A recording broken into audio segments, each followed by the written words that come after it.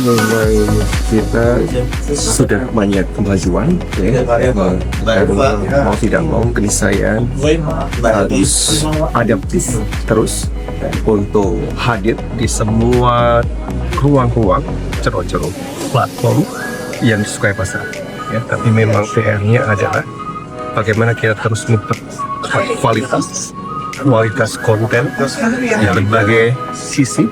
Ini harus terus ditingkatkan karena kita harus membangun kompetensi terus.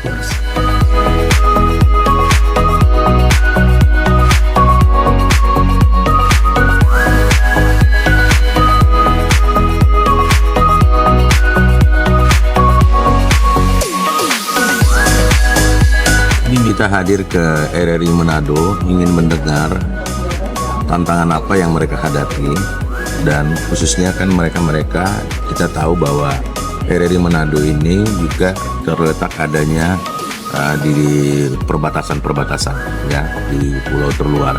Nah, kita ingin mendengar, dan tadi kita udah dengarkan semua aspirasi yang disampaikan oleh beberapa pegawai RRI Manado, termasuk dari perbatasan tadi yang sudah disampaikan. Nah, semua tadi yang akan disampaikan itu termasuk mengenai lemahnya pemancar yang saat ini mereka alami.